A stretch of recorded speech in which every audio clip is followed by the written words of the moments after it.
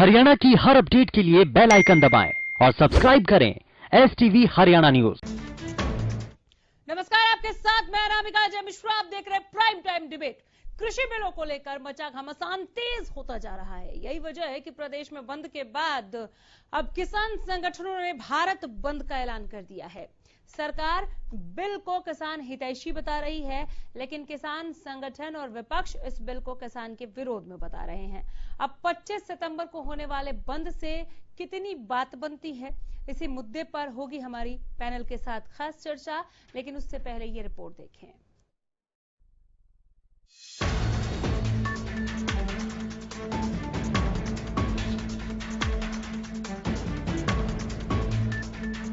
सरकार की तरफ से लाए गए बिलों के विरोध में किसान संगठन सड़कों पर हैं। प्रदेश व्यापी हड़ताल के बाद अब देश भर का किसान 25 सितंबर को देशव्यापी बंद करने जा रहे हैं। किसान संगठनों को दूसरे संगठनों और विपक्ष का भी पूरा साथ मिला हुआ है। इन कृषि बिलों को किसान के हित के खिलाफ बताते हुए बिलों को कानून न बनाए जाने की मांग की जा रही है। भारतीय किसान यूनियन के प्रदेश अध्यक्ष गुरनाम सिंह चढ़ूनी ने बताया कि उन्होंने दूसरे संगठनों से भी समर्थन की अपील की है। जो बंद का प्रोग्राम है वैसे तो वो पूरे देश का है, लेकिन हरियाणा में हम उसको बंद करा रहे हैं और सभी को हमने इस तरह से रिक्वेस्ट की है, जितने हमारे आड़ती भाई हैं उनसे रिक्वेस्ट की है मंडियां बंद करने की, और उन्होंने मान ली है पूरी मंडियां बंद रहेंगी। और जो बाजार वाले भाई हैं सब उनके पास जाके रिक्वेस्ट कर रहे हैं जगह जगह पे, और वो भी समर्थन कर रहे हैं, मान रहे हैं। उद्योग व्यापार मंडल से हमने अनुरोध किया है, वो भी समर्थन कर रहे हैं, और व्यापार मंडल हरियाणा से अनुरोध किया है, वो भी समर्थन कर रहे हैं। 25 सितंबर को होने वाले बंद को लेकर किसान संगठन पूरी तैयारी में है। रतिया में कृषि बिल को लेकर खेती बचाओ संघर्ष समिति के बैनर तले कृषि जागरूक सेमिनार का आयोजन किया गया। इस दौरान सेमिनार में किसानों, आड़तियों, व्यापारियों और मजदूरों ने हिस्सा लिया। सेमिनार में कृषि बिल पर चर्चा हुई। खेती बचाओ संघर्ष समिति के अध्यक्ष जर्नैल सिंह मलवाला ने बताया कि किसी भी सूरत में कृषि अध्यादेश कानून को लागू नहीं होने देंगे, जिसे लेकर कल 25 सितंबर को पूरा देश बंद होने जा रहा है। इससे पूंजीपतियों को फायदा पहुंचेगा। पिछले कुछ दिनों से सरकार किसानों को गुमराह कर रही है कि ये तो बहुत पक्ष में है किसानों के, जबकि हमें लगता है कि ये अध्यादेश लागू होने के बाद, ये कानून लागू होने के बाद हमारा पूरा मार्केटिंग सिस्टम और हमारी पूरी किसानी बर्बाद हो जाएगी। जो भी ये काले कानून है, इनके खिलाफ कल हम भारत बंद कर रहे हैं।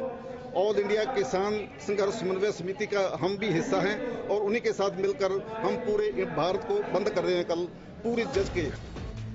बिल के मामले को लेकर पूर्व विधायकों की गुप्त बैठक भी हुई, जिसमें किसानों के मुद्दे पर सरकार को घेरने की रणनीति बनाई गई। इस बैठक में बीजेपी के विधायक भी शामिल थे। रादौर के पूर्व विधायक श्याम सिंह राणा ने बिलों के बारे में जानकारी देते हुए बताया कि बिलों में खामियां हैं।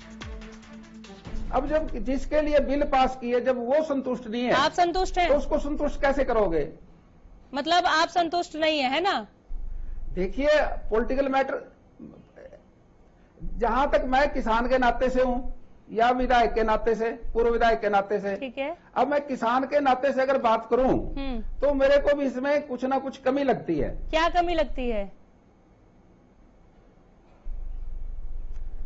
जो सिस्टम है हमारा यहाँ मंडियों का, जो हमारे पंजाब और हरियाणा के अंदर मंडियों का सिस्टम है, वो किसान के सहायक है, सहयोगी है, ना कि वो बिचौलिए है।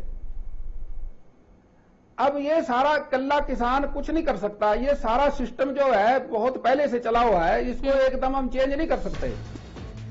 तो वहीं प्रदेश के उप मुख्यमंत्री ने एक बार फिर विपक्ष पर हमला बोलते हुए कहा कि किसानों की MSP जारी रहेगी। कुछ लोग किसानों को भ्रम में डाल रहे हैं, लेकिन किसान समझदार हैं, उसे समझना चाहिए। मैं तो सबसे यही आग्रह कि प्रोटेस्ट करना सबका अधिकार है, पर उसकी सीमा कोई ना लाए। और दूसरी ओर पर जो लोग आपको भ्रमित कर रहे हैं कि फार्मर की कहीं ना कहीं MSP को खत्म करने के लिए, वो लोग जागरूक हो इस बात कि MSP जब केंद्र सरकार भी बढ़ा रही है और प्रदेश सरकार भी इंश्योर कर रही है कि हम मिनिमम सपोर्ट प्राइस पे राबी की और खरीफ की मेन फसलों को खरीदेंगे, तो मुझे लगता है कि किसी के बीजेपी प्रदेश अध्यक्ष ओपी धनखड़ ने भी कृषि अध्यादेशों को लेकर कांग्रेस पर निशाना साधा है। ओपी धनखड़ ने कहा कि तीनों अध्यादेशों को लेकर भ्रम फैलाया जा रहा है। कांग्रेस अपने बनाए घोषणा पत्र को नजरअंदाज करते हुए अध्यादेशों का विरोध कर रही है। अनेक मामलों में अपने किसानों को पीछे रखना ये कांग्रेस की फितरत रही है और अब कांग्रेस जब किसानों के पक्ष में कुछ सुधार आए हैं तो उसके बारे में भ्रम फैलाकर राजनीति कर रही है। पहला भ्रम फैलाने का काम किया कि इससे मंडी टूट जाएगी और एमएसपी नहीं रहेगा। ये कोरी झूठ है। एमएसपी भी रहेगा और मंडी भी रहेगी। खरीद ज्यों की त्यों होगी। कृषि बिल को लेकर घमासान जारी है। किसान सड़कों पर हैं और किसान 25 सितंबर को भारत बंद करने जा रहे हैं। लेकिन इन सब के बीच एक बड़ा सवाल बना हुआ है कि क्या भारत बंद से बात बनेगी। Bureau report, Haryana news.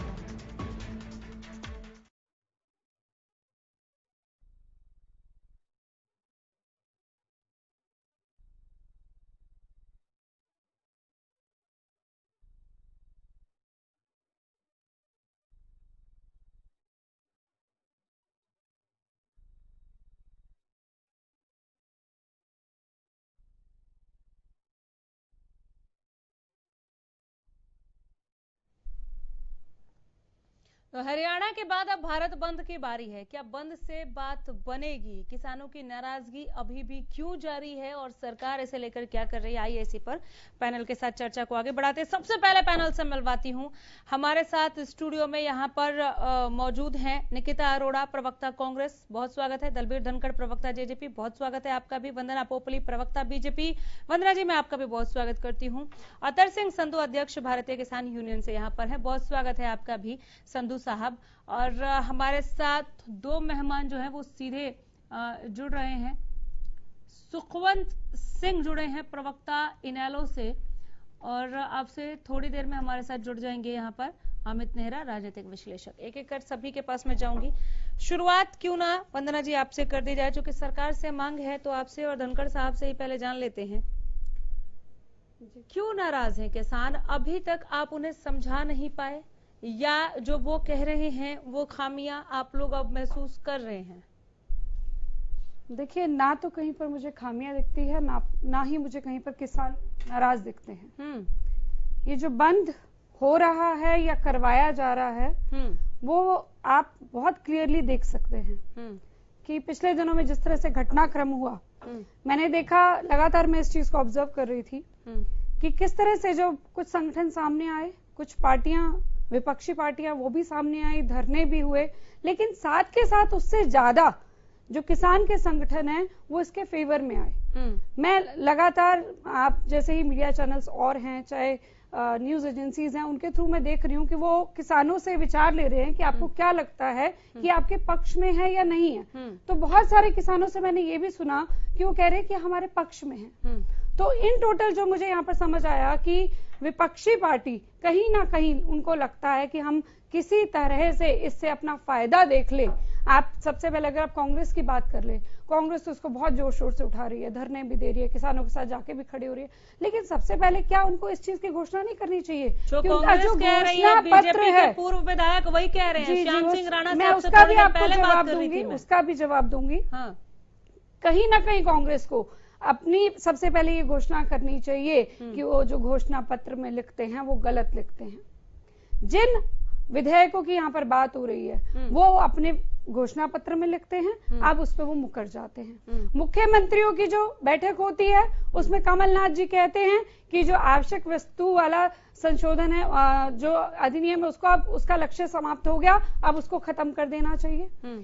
अगर आप कपिल सिब्बल जी की जो आप ने देखा होगा, शायद आपने भी, बहुत ज्यादा वायरल हो रही है कि किस तरह से वो सदन में, संसद में खड़े होकर बार बार प्रश्न उठा रहे हैं, क्या उसको नहीं देखा जाना चाहिए? तो जो आपके बड़े लीडर्स बोल रहे हैं, चाहे वो दीपेंद्र हुड्डा बोल रहे हैं, उन्होंने तो संसद में 2 फुट का आलू भी उगा डाला कि गुजरात से उन्होंने आमंत्रित कर दिया कि आइए यहाँ पर हम आपको आलू उगा कर देंगे। सबसे प्रचलित सुषमा स्वराज जी का आपने उत्तर भी अगर आपको याद होगा कि 2 फुट के आलू की भी बात वो कर रहे थे, आमंत्रित कर रहे थे। जो बड़े नेता हैं वो भी जो पहले कहा करते थे उस सबको साइड में रहकर करके अपनी राजनीति के लिए, अपनी राजनीति को चमकाने के लिए इस स्तर पर गिर जाएंगे, ये मैंने कभी नहीं सोचा था।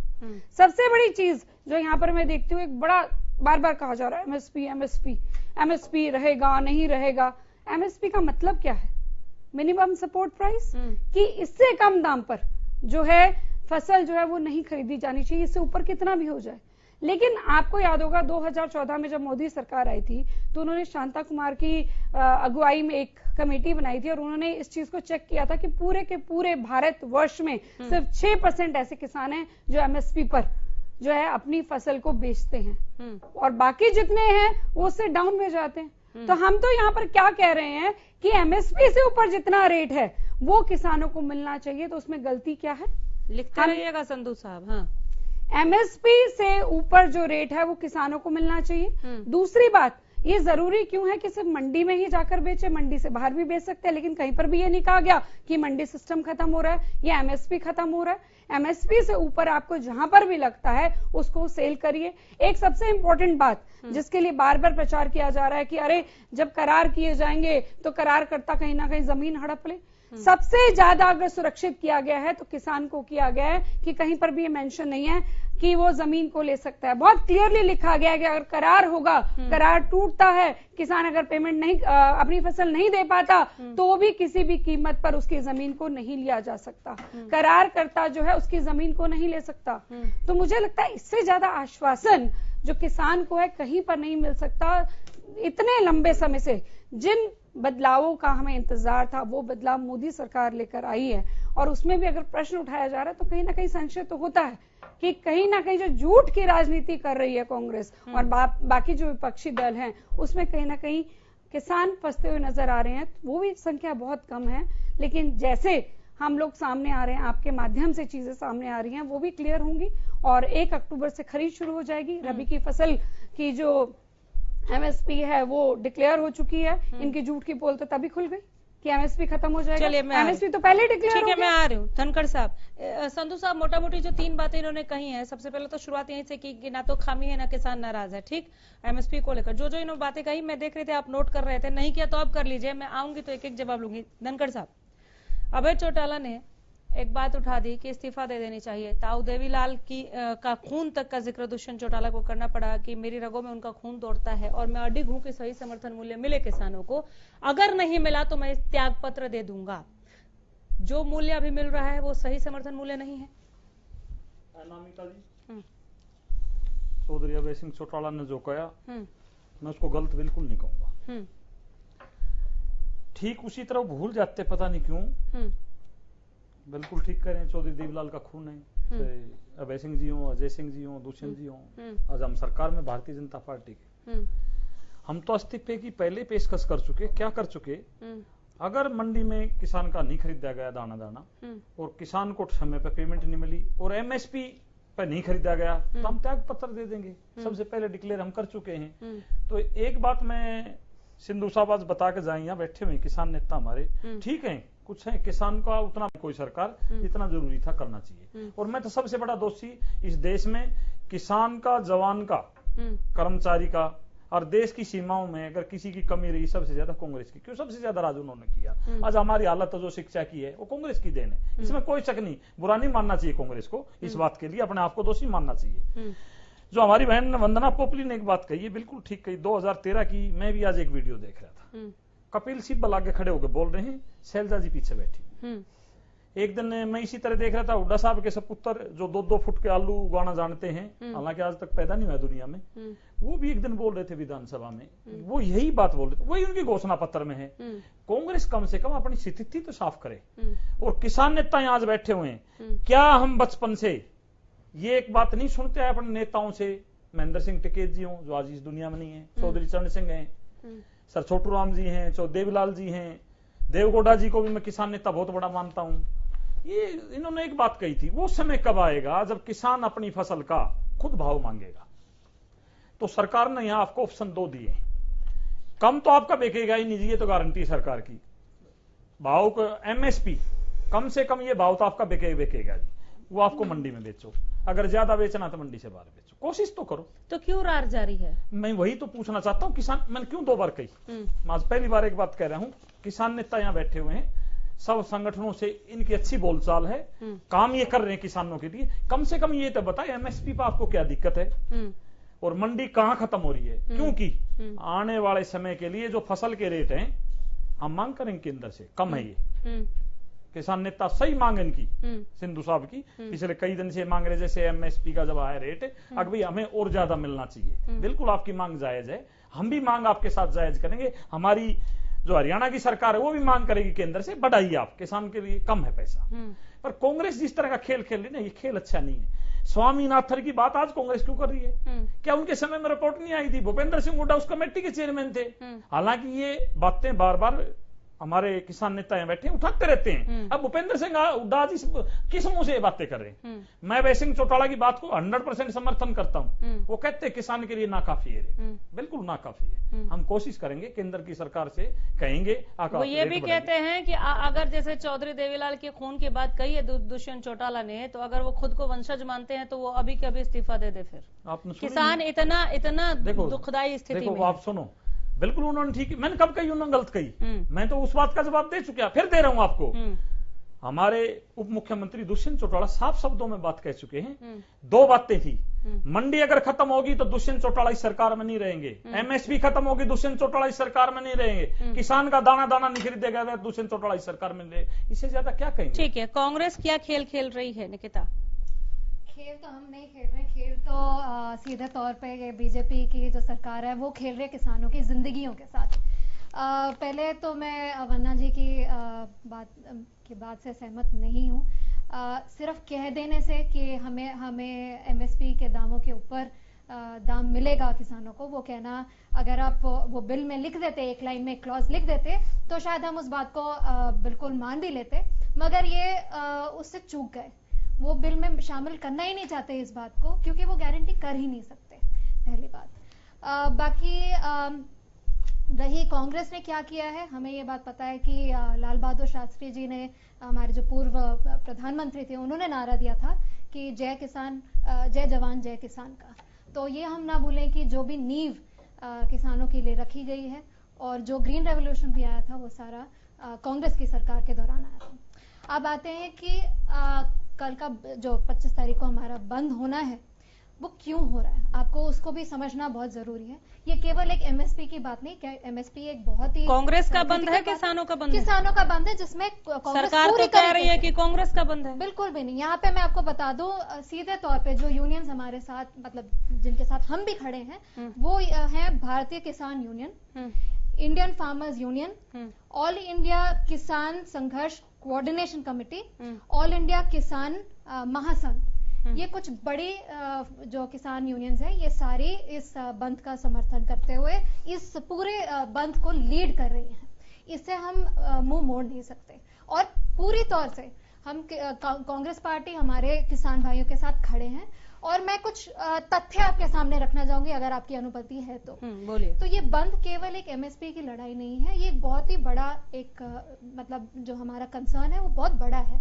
कुछ बातें आपके सामने रखना चाहूंगी। निकिता, जब आप ये कहती हैं कि हमारा बंद है, या फिर जब आप ये कहती हैं कि बंद केवल एमएसपी की लड़ाई नहीं है, ये हमारा इसमें और भी ज्यादा कंसर्न है, साथ में आप ये कहती है कि कांग्रेस का बंद है नहीं, किसानों का बंद है। मैं जब हम कहती हूँ वो है कि हम और हमारे किसान भाई, मतलब कांग्रेस और किसान मिलकर भारत बंद करने जा रहे हैं, है ना? बिल्कुल, कांग्रेस और किसान मिलकर हम उनका समर्थन पूरी तरह कर रहे हैं इस बंद में, और उनका हम पूरी तरह से हम सपोर्ट करेंगे। ठीक है। बाकी कुछ तथ्य आपके सामने रखना चाहूंगी। जब से हमारे मोदी जी की सरकार बनी है 2014 में, तब से किसानों का बुरा हाल हो रखा है। प्रधानमंत्री जी ने हमें कहा था कि किसानों की आमदनी दोगुनी हो जाएगी, 3 गुनी हो जाएगी। वो वादे बहुत करते हैं, मगर ये वादा मैं कहती हूँ कि बिल्कुल ये लोग पूरा नहीं कर पाए। 2018-19 में कृषि क्षेत्र की आमदनी जो है वो 14 सालों में सबसे कम थी। ये एक तथ्य है।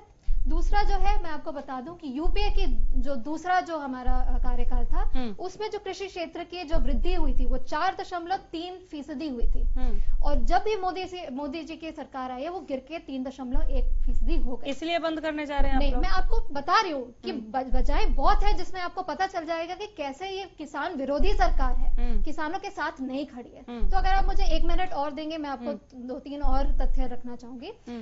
दूसरी बात ये है कि मैं वन्ना जी से भी ये बात पूछना चाहूंगी कि एमएसपी जो तय हो रही है, एमएसपी के ऊपर काफी चर्चा हुई है पिछले कुछ दिनों में, आपके चैनल ने भी बहुत लगातार आप उस पर चर्चा कर रहे हैं जिसकी पूरी सराहना मैं करती हूँ। मैं उनसे एक सवाल पूछना चाहती हूँ, क्या ये जो एमएसपी है वो लागत पे 50% ज्यादा जोड़कर तय की गई है या फिर A2 और FL वाली जो फॉर्मूला है उसके तहत की गई है?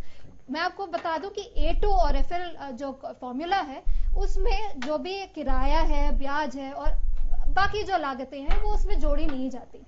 तो मैं उनसे एक ये सवाल पूछूंगी, उनके मुंह से चले मैं इसका जवाब ले लूंगी। बट एक और चीज, जैसे गन्नों के उत्पादन जो है, जो उनकी जो बकाया राशि है उसका भुगतान अभी तक नहीं हुआ है, सरकार ने नहीं किया है। और पिछले इस पर मैं आ जाऊंगी, जरा भारत बंद पर बात कर लेते हैं। अभी हमारे साथ 3 मेहमान और हैं। अगर आप एक पूरा स्क्रीन को हमारे देखेंगे तो हमारे साथ अमित नेहरा जुड़ गए, राजनीतिक विश्लेषक। मैं जाऊंगी उनके पास। सुखवंत जी, क्या भारत बंद से बनेगी बात?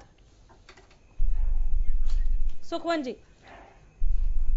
अनामिका जी, धन्यवाद, आपने मुझे अपनी बात रखने का मौका दिया। बोलिए। मैं सबसे पहले दलबीर जी की बात का जवाब देना चाहूंगा। जरूर।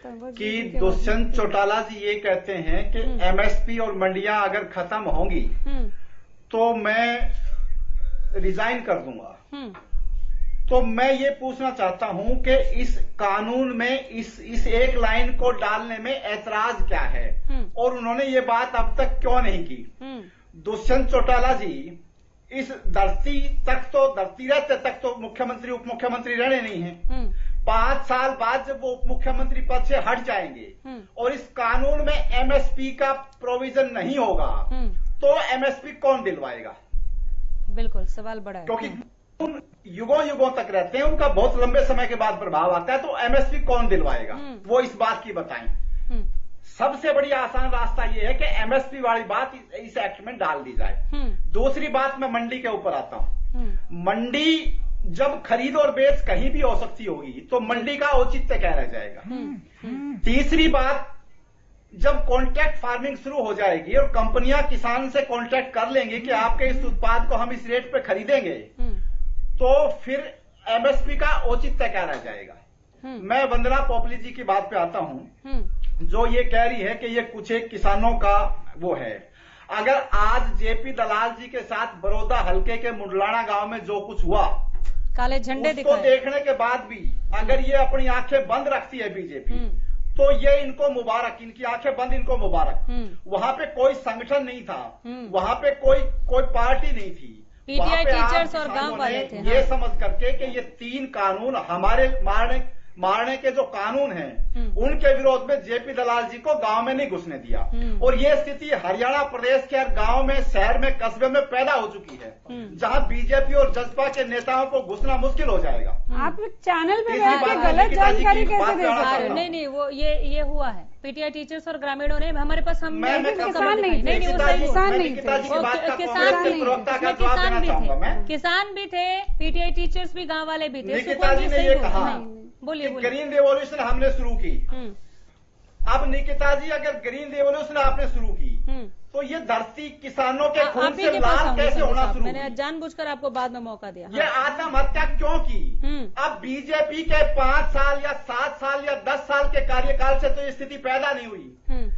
ये बात सत्य है कि बीजेपी ने किसानों को मारने की जो दर थी उसको दुगनी किया है, लेकिन कांग्रेस ने भी किसानों को जम करके मारा है। मैं बार बार आपके चैनल के माध्यम से एक सवाल मैंने मार्च 2018 के एक एक्ट के बारे में पूछा, specific relief amendment act 2018, Dalbir Dhankhar ji से पूछा, जेजेपी और बीजेपी के हर प्रवक्ता से पूछा, और वो एक्ट इन तीनों कानूनों का पहला स्टेप था।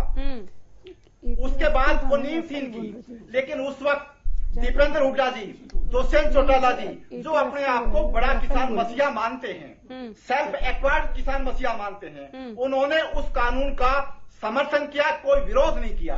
और उसी दिन अनामिका जी, इन तीनों अध्यादेशों की जो अब कानून बन चुके हैं, इनकी नींव तैयार हो चुकी थी मार्च 2018 में। अब ये आपके चैनल पर बैठ के बड़ी बड़ी बातें कोई कुछ भी करता रहे, लेकिन ये लोग सब आपस में मिलकर के किसान को मार रहे हैं। बीजेपी और कांग्रेस बिल्कुल मिलकर के मार रही है, जज्बा उनका सहयोग कर रही है। भारत बंद में किसानों के साथ खड़े होंगे क्या आप,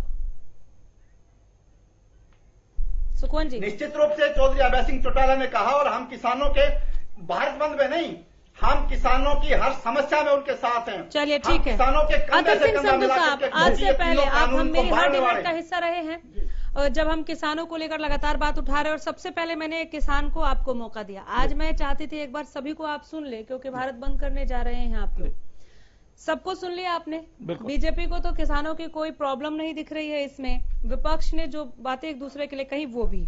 अब आप बताइए किसान खुद को कहाँ खड़ा पाता है?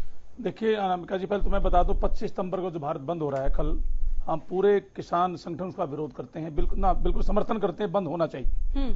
और सभी जो लोग कह रहे हैं किसान संगठन अलग अलग हो गए हैं, पूरे देश का किसान, चाहे महाराष्ट्र का हो, चाहे कर्नाटक का हो, चाहे हरियाणा का, चाहे पंजाब का हो, सब एक है, एकता के साथ कल हम शांतिपूर्वक प्रदर्शन करेंगे, वो हमारा अधिकार है। दूसरा, मैं अभी देख रहा था गेहूं के ऊपर जो हमारी एमएसपी बढ़ी है, अगर हम 10 साल कांग्रेस के लें तो 300 रुपए 10 साल में बढ़े, 50 करके उन्होंने बढ़ाया। और 6 साल में जो बीजेपी ने बढ़ा वो ऑन रिकॉर्ड है, 440 रुपए बढ़ा अभी तक।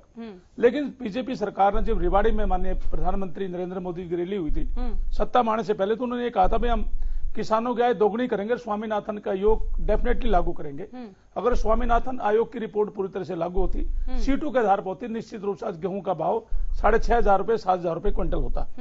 तो ये तो पूरी तरह किसानों के साथ पहले कांग्रेस ने मारा, अब बीजेपी ने बिल्कुल मारा, इसमें कोई दो राय नहीं। हाँ, डंकल प्रश्न दलवीर धनखड़ जी ने एक बात कही, बिल्कुल हम 5 साल पहले यही डिबेट करते थे, किसान जब एक साबुन वाला अपना अधिकार रखता है, चाहे भले किसान आज उस बात का समर्थन नहीं करता उस बात का, लेकिन सच्चाई है, मैं सच्चाई बोलना चाहूंगा। क्योंकि डंकल प्रस्ताव में जो आया था, चाहे सीपी जोशी को ले लीजिए, बड़े नेता थे, चाहे महेंद्र सिंह टिकैत को लीजिए, चाहे घासीराम नैन को लीजिए, चाहे चौधरी धन्नाराम जागरण को लीजिए, उनका यही कहना था भाई एक साबुन वाला अपना रेट रख सकता है, एक पेस्ट वाला अपना रेट रख सकता है, एक कार वाला अपना रेट सकता है, तो किसान अपनी फसल का रेट क्यों नहीं? ये बिल्कुल मांगती किसानों की होनी चाहिए। जहां तक आज जो विरोध है उस बात का विरोध नहीं भी हम अपने रेट का रख रहे हो तो बात करें खुशी है देशों के, लेकिन लोग चाहते हैं एमएसपी फिक्स हो, ये ना हो भाई एक कंपनी जैसे मतलब ओपन मंडी को तो आप वेलकम करते हैं, लेकिन ओपन मंडी में भी एक एमएसपी हो कि इसके नीचे नहीं बेचे। देखो एमएसपी नीचे जाएगा तो जैसे क्या होता है, किसान की फसल एकदम हाई गेहूं आया और किसान को उसी दिन डालना पड़ेगा, क्योंकि तो उसके यहाँ धनखड़ जी एक बात कहते हैं, यहाँ दलवीर धनखड़ एक बात कहते हैं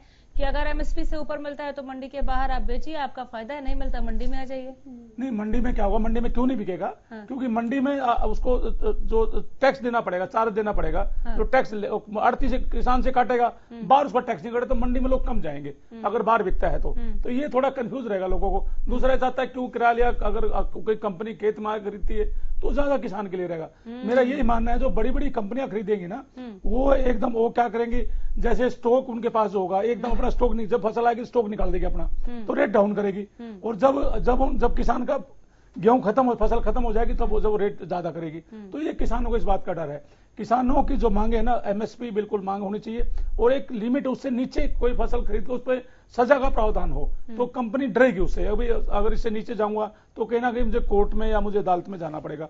अगर किसान ये कहता है एसडीएम की अदालत को मैं नहीं मानता, तो किसानों के दोनों ऑप्शन खुले छोड़ दे सरकार, आप कोर्ट में भी जा सकते, क्योंकि प्रजातंत्र में कोर्ट में जाना एक आम आदमी का अधिकार है और वो छीना नहीं जा सकता। अगर सरकार, वंदना पोपली ने कहा कि किसान नाराज ही नहीं है, ना ही बिल में कोई खामियां नहीं। देखिए बिल में बिल्कुल खामियां हैं, जो अध्यादेश आए हैं उनमें बिल्कुल खामियां हैं। हम तो ये कहते हैं या तो चौथा बिल ले गए सरकार, नहीं तो चौथा बिल अगर इनकी कोई प्रॉब्लम है तो जो इन्होंने वादा किया था स्वामीनाथन आयोग का, सीटों के आधार पर जो इनको जो पेंडिंग है इनका जो मेन वो पूरा जो पॉइंट है जिसमें आपको लेबर कॉस्ट बीज तेल सब वो देना चाहिए। एक और सवाल मैं पूछ लेती हूँ, कल किसानों का भारत बंद है? बिल्कुल है। या कांग्रेस का, जैसे कि सरकार कह रही है कि किसान नाराज नहीं है, वो भारत बंद नहीं कर रहे, कांग्रेस कर रही है। देखिए मेरा ये मानना है कांग्रेस जो कर रही है ना, वो किसानों को उगर कर रही है, क्योंकि पीछे अब आपने उग्र कर रही है। कर रही है। 3 दिन पहले अंबाला में ट्रैक्टर फुकवा दिया, कांग्रेस का नेता मिला। ऐसा तो मत कीजिए। किसान शांतिपूर्वक प्रदर्शन करेगा। आपने जो अभी बात जो रखी, देखिए आप देख लीजिए, अंबाला में यूथ कांग्रेस का प्रेसिडेंट मिला जिन्हें ट्रैक्टर फूका। अरे ट्रैक्टर फूका किसान का, फुकवा रही कांग्रेसी, मतलब क्या, नुकसान तो किसान का ही हुआ ना। मेरा मतलब है कांग्रेसी तो दूर। तो आप लोग समर्थन क्यों ले रहे हैं? हम नहीं समझता, हम ना बीजेपी का समर्थन ले रहे, अभी तक आप में से कोई नहीं बोला, स्क्रीन पर भी नहीं मैंने देखा किसी को धक्के से हमारे पास आता तो मना भी तो नहीं कर सकता। फिर देखिए नामिका जी, अगर कोई धक्के से हमारे पास आता है समर्थन देने, हम बाहर तो निकाल सकते उसको। हम कहते हैं ज्यादा कांग्रेस की और क्या किरकिरी होगी। अमित नेहरा मैं आपके पास आ जाऊंगी सर। अमित नेहरा हमारे साथ जुड़ गए हैं, राजनीतिक विश्लेषक है। मुझे एक बात रखने दीजिए पूरी। देखो मैं ये कहता हूँ, अभी 40 सालों का अगर मैं सर्वे निकालू, एक चपरासी की जो तनख्वाह बढ़ी वो करीब 200% बढ़ी। एक किसान की 40 वर्षों में 19% बढ़ी। देखिए किसान को ना तो बोनस मिलता, ना वाशिंग अलाउंस मिलता, ना LTA मिलता, ना मेडिकल मिलता। भाई किसान के बच्चे को भी तो चाहिए कुछ ना कुछ परिवार को मिलने के लिए। दूसरी जो सबसे बड़ी बात है, चौधरी धनाराम जागरण जी एक बात बड़ी अच्छी कहते थे, वो सच्चाई बात है। खेत में हल चलाते हुए किसान और देश की रक्षा करता जवान का पसीना पसीने जब गिरता है उसका जो प्रतिबिंब दिखाई देता है, उसमें साक्षात भगवान के दर्शन होते हैं। ये किसान के और जवान के पसीने के अंदर से दिखता है। तो मेरा ये मानना है सरकार को जो एक और मैं जो अभी वेयर हाउस और कोल्ड स्टोरेज के लिए सरकार ने जो सब्सिडी दी, वो बड़ी बड़ी कंपनियां लेगी, किसान को नहीं मिला। सरकार को ये एक उसमें एक लगाना चाहिए था पॉइंट, सिर्फ किसान को हम सब्सिडी देंगे या देंगे तो कंपनी को नहीं। अब कंपनियां सब्सिडी लेके वो वेयर हाउस बना रही है, वो कोल्ड स्टोरेज बना रही है, किसान को क्या मिला? आम किसान तो बेचारा कर नहीं सकता। मेरा ये मानना है हर गांव में 1-2 कोल्ड स्टोर और 2 वेयर हाउस बनाए सरकार, जो किसानों के लिए पूरी तरह फ्री हो।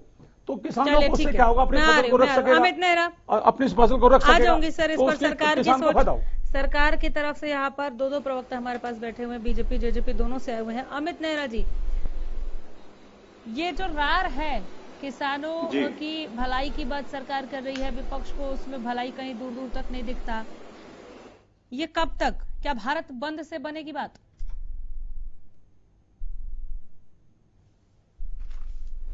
नहीं अनामिका, मुझे नहीं लगता कि भारत बंद से कोई असर पड़ेगा सरकार पे, क्योंकि सरकार को जो करना है उसने कर दिया। अब वो बैकफुट पे नहीं आ सकती, किसी भी सूरत में नहीं आ सकती। हमने पहले भी देखा है, प्रदर्शन खूब हुए हैं जब मोनेटाइजेशन हुआ था, जब नोटबंदी कर दी थी अचानक का कारण ही, तब भी प्रदर्शन हुए थे, लेकिन वो नहीं लिया था उसके। हालांकि उसके परिणाम नकारात्मक रहे थे, कोई हासिल नहीं हो पाया था। प्रदर्शन खूब हुए थे।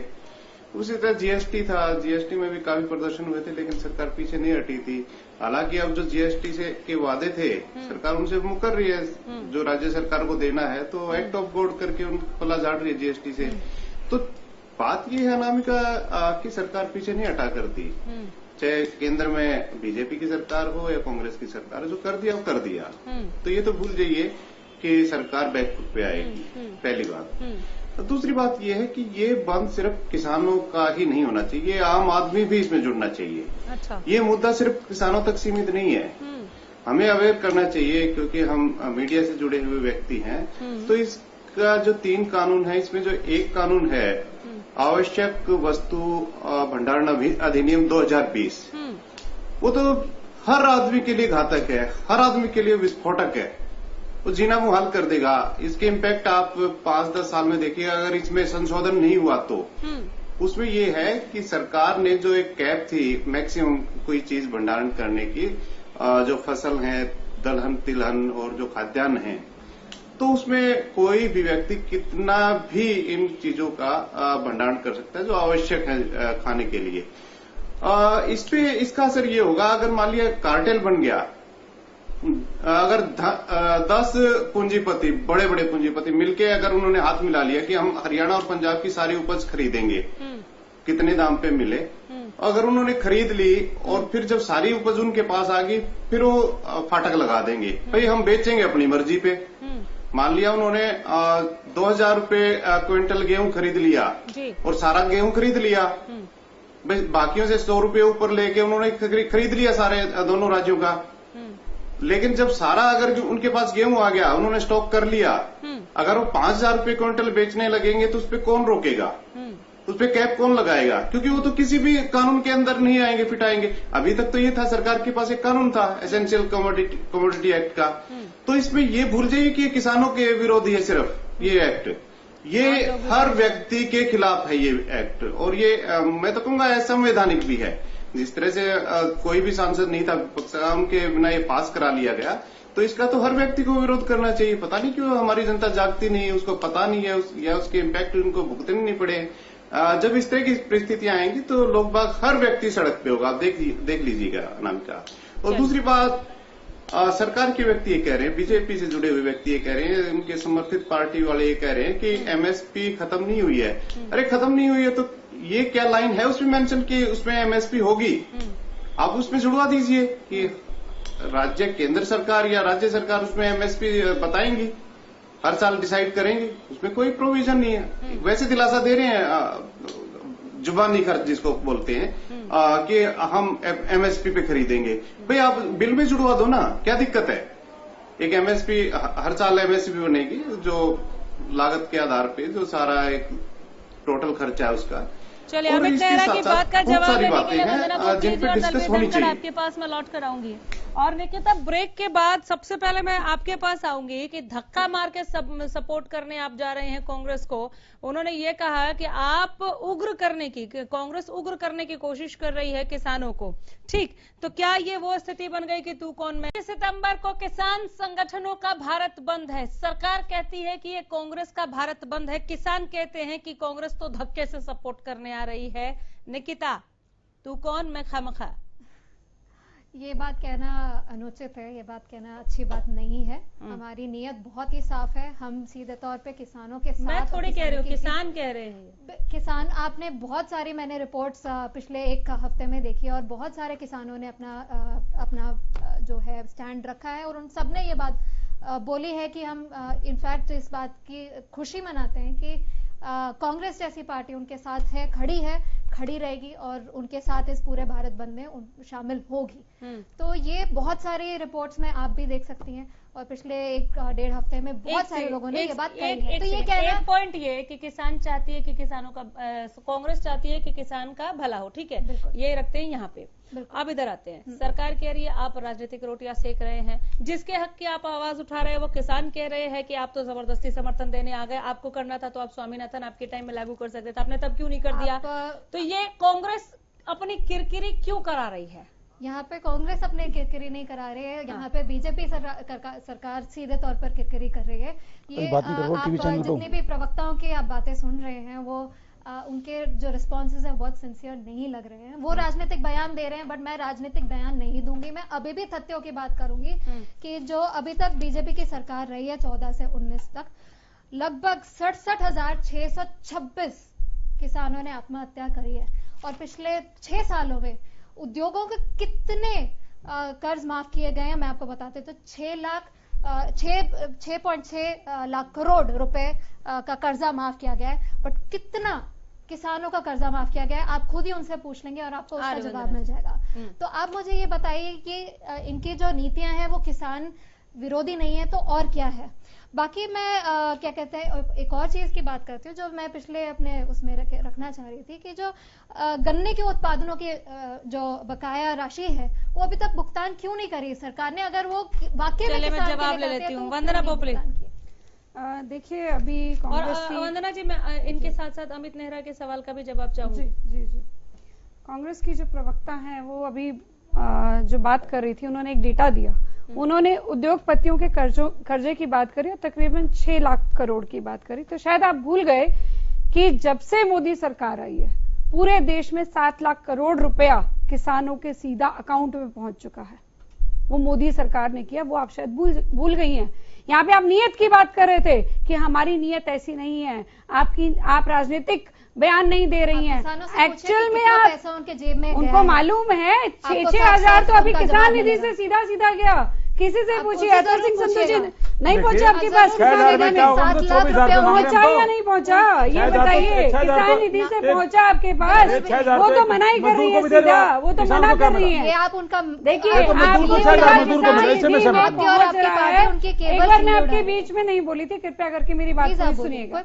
आप नियत की बात कर रहे थे, आप राजनीतिक बयान की बात कर रहे थे। राजनीतिक बयान तो आप दे ही नहीं सकते। आपने यहाँ पर कहा देना ही नहीं चाहेंगे क्योंकि मतलब आपको 1 to 1 एक बात पे बहस करनी है तो हम उसको पहले शुरू सवाल पूछा, कड़वे सवाल मैं एक बात का जवाब दूंगी ना। आपने पिछली बार भी कहा, अब भी कहा, दोनों चीजों का मैं जवाब दूंगी। इतना टाइम दीजिए, इतना संयम तो रखिए। बोलिए। ठीक है, तो आप किसानों में घुसे जा रहे हैं, वो परेशान हो रहे हैं, अब आप मेरे बयानों में घुसे जा रही हैं, मतलब आदत हो गई घुसने की। तो आप सुन लीजिए बात को ध्यान से। अभी आपने यहाँ पर कहा, मैं यहाँ पर नेहरा जी की बात का भी जवाब दूंगी। उन्होंने कहा कि आप एमएसपी के बारे में बिल में लिख क्यों नहीं देते। एक्चुअली में एमएसपी क्या है? It is a part of PDS, public distribution system. ये एक प्रशासनिक फैसला है, इसको किसी कानून में नहीं लिखा गया है कि इसको इतना कम अमाउंट जो है, इससे कम अमाउंट पे फसल नहीं बेची जाएगी। ये एक प्रशासनिक फैसला है। क्या कांग्रेस ने उसको बिल में लिखा था जब पीडीएस सिस्टम आया था? हमसे ये उम्मीद ही कर रहे हैं, हम आश्वासन दे रहे हैं। कमी रह गई, आप उसको पूरा कर देते। कमी नहीं है, ये प्रशासनिक फैसला है, पढ़कर आइएगा। तो आप प्रशासनिक पढ़कर आइएगा। अगर कानून में अगर लिखा जा सकता तो लिख जाता। सुन लीजिए, आप सुन लीजिए। आप ऐसे ही भड़का रहे हैं किसानों को कि बिल में लिख दीजिए, बिल में लिख दीजिए। अरे आपने क्यों नहीं लिखा? और जो प्रशासनिक फैसला है उसमें कैसे लिखा जा सकता है बिल में? और जब हम कह रहे हैं, आपको मैं रिपोर्ट बता रही हूँ कि 2014 से पहले सिर्फ 6% पूरे भारत में किसान थे जिनको एमएसपी का रेट से ऊपर या उसके बराबर मिला करता था। ऊपर तो गया ही नहीं, उसके बराबर मिला करता था। तो हम एक उस डायरेक्शन की तरफ जा रहे हैं जहां पर एमएसपी से ज्यादा जो रेट है वो किसानों को मिलना चाहिए। तो उसके लिए आपके पेट में दर्द क्यों है वो मुझे समझ नहीं आया। आपने यहाँ पर ग्रीन रेवोल्यूशन की बात की, सुन लीजिए प्लीज निकिता जी, ये कोई बहस करने का तरीका नहीं है। आप ग्रीन रेवोल्यूशन की बात कर रहे थे यहाँ पर। ग्रीन रेवोल्यूशन क्या पूरे भारत में थी? आप ये जो 63,000 आत्महत्या गिनवा रही है ना, कांग्रेस के समय में गिन लीजिए कितने आत्महत्या हुई है। आंकड़े क्या? फिर वही बात। अरे धैर्य रख लीजिए, धैर्य रख लीजिए, नोट कर लीजिए, नोट कर लीजिए। मैं आपके बीच में नहीं बोली, और अगर आप ऐसे करेंगे तो अगली बार मैं नहीं बोलने दूंगी आपको। बिल्कुल। अगर आपको शोर पसंद है, एक इतने अच्छे ढंग से डिबेट बहुत आराम से आपसे आपको भी इंटरव्यू करना चाहिए। आप नोट कर लीजिए। जो ग्रीन रेवोल्यूशन का क्रेडिट लेते हैं, क्या वो पूरे भारत में आ गया?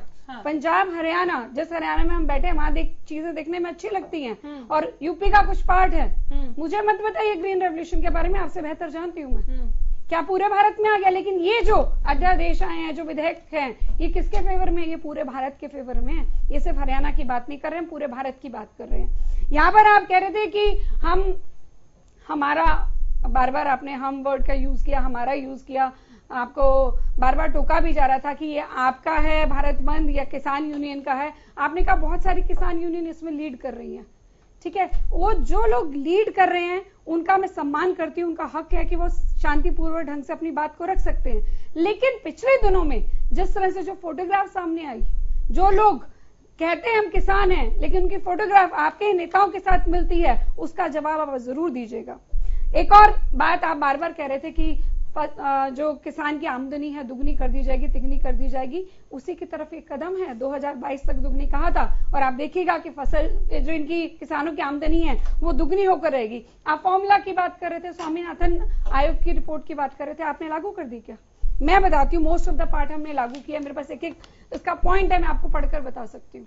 हमने फसल बीमा योजना लागू किया, आपने कुछ एक पार्ट में हरियाणा में जब लागू किया था, आपको मालूम प्रीमियम कितना था? 6 और 7% प्रीमियम, और हमने उसको 1.5 और 2% पे लेकर आए प्रीमियम को। क्या इतना ज्यादा पैसा लेकर आपने किसानों से इतना पैसा प्रीमियम का भरवा लिया, उनको कितना फायदा पहुंचाया वो भी बताइएगा।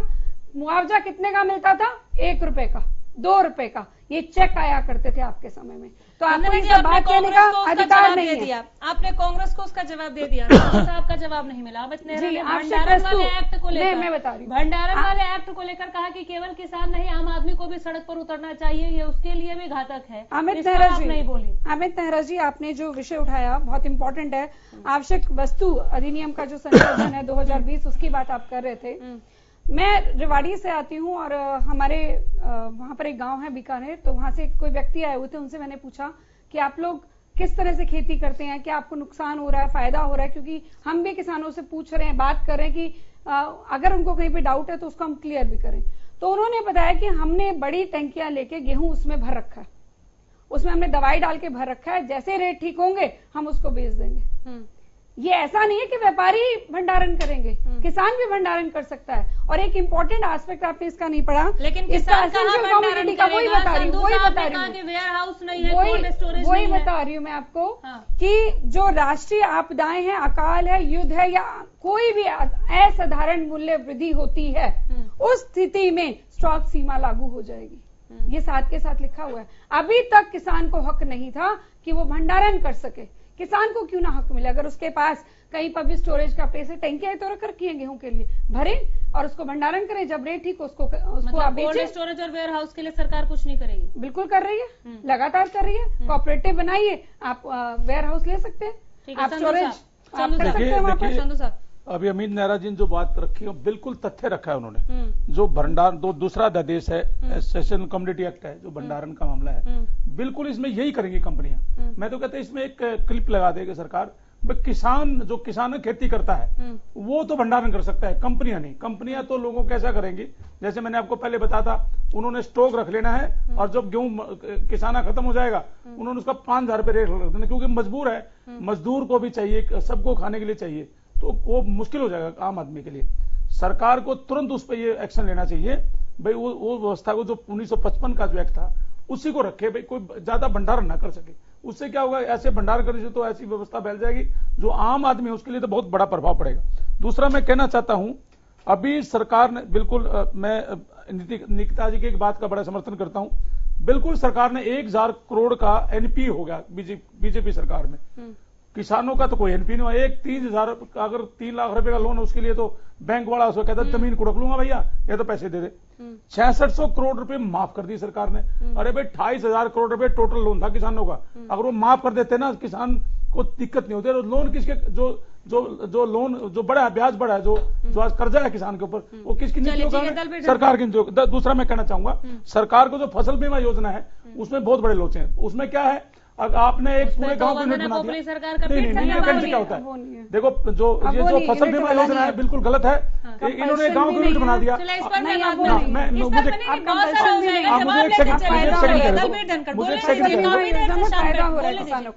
धनखड़ आ जाओगे सर। हाँ, दलबीर धनखड़।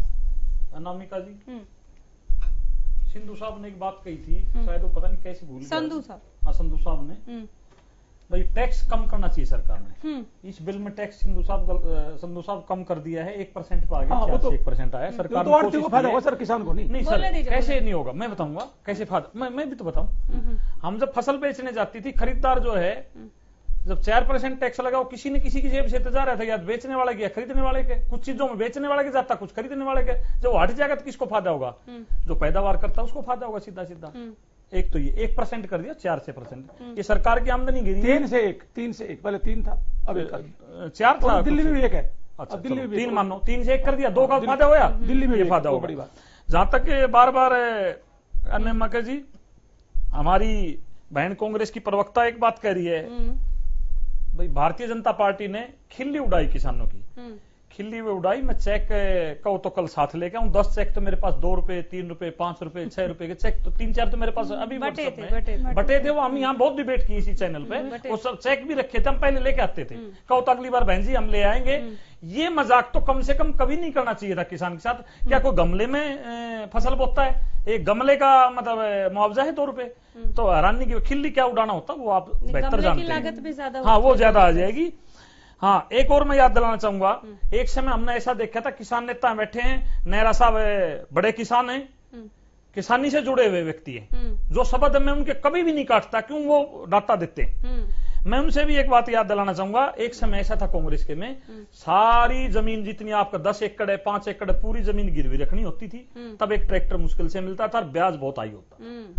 एनडीए की सरकार में एक बहुत अच्छा फैसला माननीय अटल बिहारी वाजपेयी, जो इस देश के सबसे बड़े नेता, मैं तो उनको मानता हूं, जब से मैं पैदा हुआ मैं सबसे बड़ा उनसे किसी को नहीं मानता। किसान क्रेडिट कार्ड आया, छोटा तो ब्याज आया जी 4%, और 1 एकड़ पे भी आप ट्रैक्टर ले सकते हो, एक को गिरवी रख सकते हो, पूरी जमीन आपने गिरवी नहीं रखनी पड़ेगी। ऐसे ऐसे फैसला भी इस देश में कांग्रेस से बाहर के नेताओं ने लिए। मैं फिर कहता हूं, देश की सीमाएं हो, जवान हो, किसान हो, शिक्षा हो, जितना नाश कांग्रेस ने इस देश का किया, कोई कर नहीं सकता, कि भरपाई हो नहीं सकती। ये सच्चाई, इसमें कोई शक नहीं है। समय लगेगा, करेंगे इसको ठीक। कमियां हैं, मैं कह रहा हूं, फिर कह रहा हूं, कमियां हैं, किसान को कभी भरपूर नहीं मिला। अभी भी कमी है। तो कल का भारत बंद जायज है? नहीं, मैं जायज बात ही नहीं कर रहा। भारत बंद की बात ही नहीं है, वो उनका अधिकार है किसानों का। परंतु केंद्र सरकार से हरियाणा सरकार भी, दूसरी सरकारें भी मांग करें, अगर रेट बढ़ाया जाए 50 रुपए किसान का कम बढ़ाया गया है गेहूं का, ये हम मांग करेंगे, हमारी सरकार मांग करे केंद्र सरकार से किसानों को ज्यादा मिले। सुखवंत जी, एक सुखवंत जी का एक और मैं थोड़ा जवाब दे दूं प्लीज। मैं ध्यान नहीं रहा भाई का। भाई जी, आपने एक बात कही थी 2018 की, 2018 में हम INLD थे, हम JJP नहीं थे, आप और हम इकट्ठे थे। वो फैसला चौधरी ओम प्रकाश चौटाला का हो सकता है, बेसिंग का हो सकता है, दुष्यंत चौटाला जी का भी हो सकता है। मैं किसी पर आरोप नहीं लगा रहा। वो 2018 मार्च की वो बात कर रहे थे, नंबर 1 है। मैं दूसरा और बताना चाहूंगा, 5 सितंबर को आप आढ़तियों को सपोर्ट करने जा रहे हो, कभी आप किसान के साथ खड़े हो जाते हो, कभी आप आढ़तियों के साथ खड़े हो जाते हो। ये दो मुंह बातें ना करो, आप बातें रखो, अपने माइंड क्लियर करके लोगों को बताइए। ये स्टैंड वाली बात पे वंदना पोपली, एक सवाल था मेरा श्याम सिंह राणा का, सबसे पहले ही पूछा था, जवाब मिला नहीं, आऊंगी मैं। सुखवंत जी। अनामिका जी, अनामिका जी, मैं दलबीर जी की बात का जवाब देता हूं कि देखो, सबको पता है, पूरे हरियाणा प्रदेश को पता चल चुका कि INLD में रहते हुए दुष्यंत चौटाला किस प्रकार से रिएक्शन करते थे और किसकी बात मानते थे।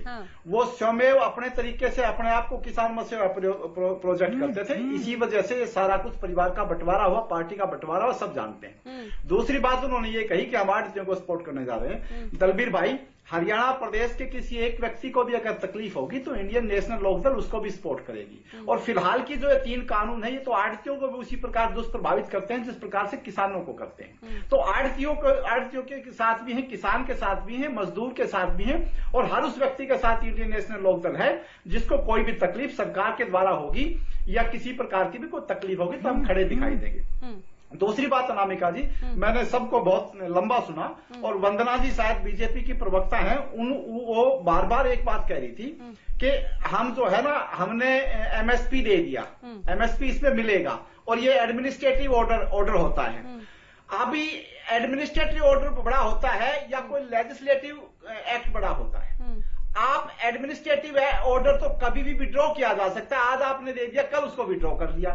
आप लेजिस्लेटिव जो एक्ट है, जो सबसे बड़ा है, उसमें आप क्यों नहीं डालते हैं MSP का? आपकी नीयत का साफ पता लगे। एडमिनिस्ट्रेटिव ऑर्डर तो कभी भी विड्रॉ किया जा सकता है। तीसरी बात, आज दोनों की, बीजेपी और कांग्रेस के प्रवक्ताओं की जो बहस है, उससे एक बात साफ है। बीजेपी ये कह रही है कि भाई कांग्रेस ने अगर 10 किसान मारे हैं 1 महीने में, तो हम 20 मारेंगे, क्योंकि कांग्रेस 10 मारती थी। चलो ठीक है, मैं जवाब ले लेती हूँ वंदना जी। अगर पीछे किसी से कोई गलती हुई, मैंने खुद उनसे कोई गलती, 1 मिनट पूरा मैं कंप्लीट कर लूं, मेरे को 10 सेकंड होते हैं। आप बिचौलिया कह रहे हैं, जिसे सरकार बिचौलिया कह रही है, वो आड़ती बिचौलिया के बजाय किसान के सहायक हैं। तो क्या इन अध्यादेशों को लेकर जिसका विरोध किसान कर रहे हैं, अब बीजेपी भीतर खाने भी विरोध झेल रही है, विरोध के सुर उठने लगे हैं? देखिए, मैंने पूर्व बीजेपी विधायक हैं वो, मैंने सुना उनको, और आप उनसे बात कर रहे थे, मैंने उस चीज को भी सुना। देखिए, सबसे पहले इस चीज को समझिए कि कई बार क्या होता है कि भ्रमजाल इतना फैला दिया जाता है। जैसे मैंने आपको पिछले कार्यक्रम में भी हमने इस बारे में जिक्र किया था कि एक किसान के पास एक आदमी पहुंच गया, कह रहे ये तो बहुत बुरा हाल हो गया, ये विधेयक पास हो जाएंगे, कानून बन जाएंगे, तुम मर जाओगे। फिर दूसरा पहुंच गया, किसान तो मार दिए इस बीजेपी सरकार ने, ऐसे करके फिर तीसरा पहुंच गया कि तुम्हें तो बिल्कुल मार दिया। चौथी बार तो कहेगा कि यार सच में मर गए। तो वो कहीं ना कहीं जो भ्रमजाल फैला रहे हैं, उसको हम तोड़ने की कोशिश में हैं। श्याम सिंह राणा जी ने बार बार कहा कि मैं किसानों के साथ हूँ, बिल्कुल साथ है, हम भी साथ हैं, इसीलिए तो ये सब कुछ हो रहा है किसानों। लेकिन आप ये नहीं कह रहे ना कि इसमें खामियां, वो कह रहे हैं अगर उनको लगता है कि कहीं पर खामियां हैं तो जरूर जिक्र करेंगे और इसके बारे में बात भी करेंगे। ठीक है, 10 सेकंड सभी के पास है। संधू साहब 10 सेकंड। देखिए, मेरा ये मानना है, अभी मुख्यमंत्री जी ने सभी आड़तियों को दिल्ली में, चंडीगढ़ में बुलाया था और उनकी सभी मांगे मान ली। मुझे लगता है कल के आंदोलन मारती तो मेरे ख्याल नहीं जाएगा कि सब किसान जाएंगे। ठीक है, निकिता 10 सेकंड। मैं दूसरा मैं कहता हूँ, हो गया 10 सेकंड, मेरी बात सुनो, सर खत्म हो गया 10 सेकंड। कल के भारत बंद में कांग्रेस पूरी तरीके से किसानों के साथ खड़ी है, चाहे आप कुछ भी कह लीजिए। हमारी नीयत बिल्कुल साफ है, हम उनकी मांगों को और आवाज देंगे, उनकी आवाज को और बुलंद करेंगे, और हम देखते हैं कि क्या ये सरकार अपने रवैये को बदलती है। सुखवंत जी 10 सेकंड।